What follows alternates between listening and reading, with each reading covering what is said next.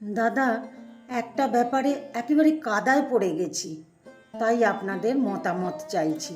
জোরহাত করছি, টিটকিরি দেবেন না, আমাকে একটু সাহায্য করুন। না হলে ওই আমার টিকে থাকা আর গিন্নি রাতের খোলা তরোয়াল তুলে দেওয়া দুটোই এক হয়ে যাবে। সময় কিন্তু হাতে ভীষণ কম। গিন্নি আমার কম বয়সী হলেও তাঁর কথা শুনে না চললে একেবারে চামুণ্ডা মূর্তি ধারণ করেন।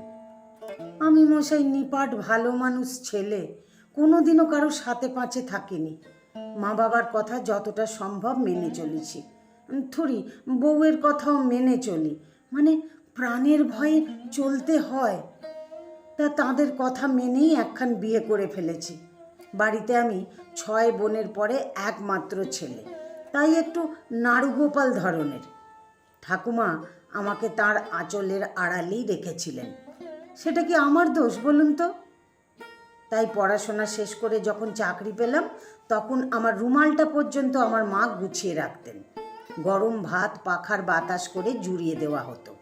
ঠাকুমার হুকুম, সকালে নাতি ভালো করে খেতে পারে না, অতএব রাতে তার জন্য একটা স্পেশাল ডিশ থাকবেই। বন্ধুরা আড়ালে আমাকে লালমোহন বলে ডাকতো। বউ আমার একেবারে টুকটুকে সুন্দরী। শ্বশুরবাড়িতে তার হাবভাব দেখে মনে হলো বেশ শান্ত প্রকৃতির। আমি মনে মনে বেশ একটু নিশ্চিন্ত হলাম। আমি দাদা ঝগড়াঝাটি একেবারে করতে পারি না, বড্ড ভয় করে। তা ফুলশয্যার রাতের নিয়মকানুন সব শেষ হলে আত্মীয় স্বজন বিদায় নিল। দরজা বন্ধ করে বউয়ের সাথে আলাপ জমাবো বলে গ্যাঁট হয়ে বসতে যাচ্ছিলাম, ওপাশ থেকে গম্ভীর গলায় আদেশ পেলাম, এখানে বসো, আমার কিছু কথা আছে। ওরে বাবা, এ কেমন বউ! ভয়ে আমার হাঁটু দুটো ঠক ঠক করে কেঁপে উঠল। বন্ধুদের কাছে শুনেছি ইচ্ছের অমতে বিয়ে দেওয়া হলে মেয়েরা নাকি এমন করে। ভয়ে ভয়ে খাটের এক পাশে বসলাম। তুমি কখন অফিসে যাও? এই 9টা, 9:30 হবে। শোনো, আমার সকালে ওঠা অভ্যেস নেই, আমি 9টার সময় ঘুম থেকে উঠি, এটা তোমার মাকে বলে দেবে। নিজের সব কাজ নিজে করতে পারো তো? আমি কিন্তু তোমার জিনিসপত্র গুছিয়ে রাখতে পারবো না। আমাদের বাড়িতে ছেলেরা নিজেদের কাজ নিজেরাই করে, তুমিও এখন থেকে তাই করবে। ওরে বাবারে, এ তো একেবারে জেলার বউ নিয়ে এসেছি। এর চাইতে আমার ফাঁসির হুকুম শোনালে ভালো হতো। রাতে আমার মোটেই ভালো লাগে না, কাজেই রোজ জিভে জল আনা পথ জুটবে না, এটাও তোমার মাকে বলে দেবে। অযথা এনার্জি খরচ করতে আমার ভালো লাগে না। ছুটির দিনে রান্নাটা এবার থেকে তুমিই করবে। মায়েরও তো সপ্তাহে একদিন একটু বিশ্রাম নিতে ইচ্ছে করে। বিরাট কিছু কাজ করছো এটা মনে করো না যেন। বড় বড় হোটেলে শেফরা সবাই পুরুষ। রান্না? আকাশ থেকে পড়লাম আমি। আমি তো গ্যাসের জলটাও গরম করতে পারি না। এর মতো খতরনাক কাজ আর কিছু হয় না বলেই জানি। আমাকে রান্নাঘরে ঢুকতে দেখলে ঠাকুমা বোধহয় তখনই শেষ নিঃশ্বাস ত্যাগ করবেন। না বাবা, এই ফুলশয্যার রাতেই আমার বিবাহিত জীবন উপভোগ করার শখ জন্মের মতো মিটে গেল। অফিসে একটা বদলির অফার ছিল না? আমাকে বলাও হয়েছিল। তখন বিয়ের সুখ স্বপ্ন দেখছিলাম।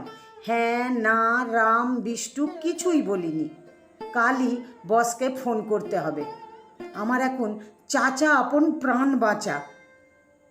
ভাগ্য সুপ্রসন্ন, পরদিনই বদলির হুকুম পেয়ে গেলাম। আমি আনন্দিত হলেও বাড়ির লোকের মন কিন্তু খারাপ হয়ে গেল। এখন একাই থাকতে হবে।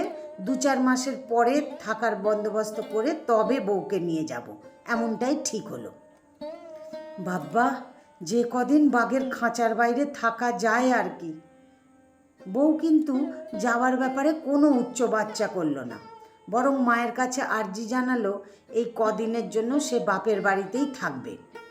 সবাই একটু অবাকই হলো, কিন্তু কি আর করা যাবে, নতুন বউ বলে কথা। বদলি হলাম ডালটনগঞ্জে। যেখানে আমাকে থাকতে দেওয়া হলো সেই জায়গাটাকে জনমানব বর্জিত জায়গা বললেই ভালো হয়। আহা, সে কি নিশ্চিন্ত জীবন! জামা কাপড় গুছোনোর বালাই নেই, খেয়ে এঁটো বাসন যেখানে খুশি ছড়িয়ে রাখা যায়। কলিগদের সাথে যতক্ষণ খুশি আড্ডা মারো, কান ধরে টেনে আনার কেউ নেই। কোনো কালে যে একটা বিয়ে করেছিলাম সেটাই ভুলতে শুরু করলাম। অসুবিধা হলো এক জায়গায়, রান্নার জন্যে এক দেহাতি মহিলা পেয়েছিলাম। সে প্রথম দিন কতক মোটো মোটো রুটি আর অরহরিকা ডাল খাইয়ে আমার পেটটাকে ডাক ছেড়ে কাঁদিয়ে দিল।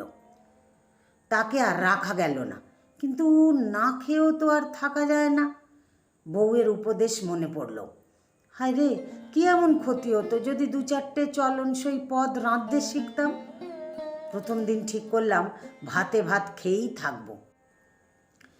সেই মতো চাল, ডিম, আলু একটু জল দিয়ে গ্যাসে চাপিয়ে দিলাম। মোবাইলে মগ্ন হয়ে আছি, হঠাৎ রান্নাঘর থেকে পোড়া গন্ধ নাকে এসে লাগলো।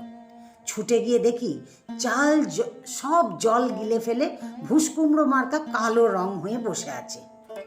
আহা, পোড়া ডিম থেকে যে এমন সুগন্ধ বেরোয় এই প্রথম জানলাম। ঘরে জ্যাম ছিল, পাউরুটি আর জ্যাম দিয়ে শেষে পেটের ভেতরের বাতাবি রাক্ষসটাকে ঠান্ডা করি। পরের দিন আর রান্নার ঝুঁকি নিইনি। পাউরুটি তো ছিলই, ভাবলাম একটা অমলেট ভেজে নিই। ও বাবা, অমলেট উল্টোনো কি যেমন তেমন কাজ? যতবার উল্টোতে যাই বহুখণ্ড হয়ে আমার দিকে তাকিয়ে দাঁত বার করে হাসতে থাকে। মনে হচ্ছে যেন বলছে, কি লালু খোকা, মেয়েদের যে এত হতচ্ছদ্দা করো, সঠিক জবাব পেয়েছ তো। মোটের ওপর ওই আলকাদরা মার্কা অমলেট আর আমার কাজে লাগলো না। না, আর বাড়িতে রান্নার রিস্ক নিইনি। একটা দোকানে ব্যবস্থা করেছি, দুবেলা সেখানেই খাচ্ছি। কিন্তু কাল আমার মাথায় আকাশ ভেঙে পড়েছে। বাবা টেলিগ্রাম করেছেন আগামী রবিবার আমার হেডমিস্ট্রেস বউ এখানে পদার্পণ করবেন। সবাই নাকি বলাবলি করছে এই বয়সের ছেলে একা একা বাইরে থাকলে তার চরিত্রের দোষ হতে বেশি দেরি লাগবে না। রবিবার থেকে কি রান্না করব ভেবে কুল কিনারা করতে পারছি না। দাদা গো, কানটা কোথায় ইনসিওর হয় জানেন কিছু? ও দুটো আর সস্থানে থাকবে না মনে হচ্ছে। এমন কেউ আছেন অনলাইনে আমাকে 2-4টে পদ রান্না শেখাবেন? ভালো ফিস দেব, কথা দিচ্ছি। শুধু আমার সম্মানটা বাঁচান। ছেলেদের আর চামুন্ডা পদানত হতে দেবেন না, জোড়হাত করছি। কলমে অপালা মুখার্জি। আমার গল্পটি যদি ভালো লাগে তাহলে একটা লাইক দিয়ে আপনাদের মতামত কমেন্ট বক্সে জানাতে ভুলবেন না। আর এরকম নতুন নতুন গল্প শুনতে আমাকে ফেসবুক থেকে যারা শুনছেন ফলো করে দেবেন, আর যারা ইউটিউব থেকে শুনছেন আমার ইউটিউব চ্যানেলটিকে সাবস্ক্রাইব করে পাশে থাকা বেল আইকনটিকে প্রেস করে অল নোটিফিকেশানটি অন করে দেবেন। তাহলে আমি যখনই কোনো ভিডিও প্রকাশ করব তা অতি দ্রুত আপনাদের কাছে সরাসরি পৌঁছে যাবে। ধন্যবাদ আপনাদের সবাইকে এতক্ষণ সাথে থাকার জন্য।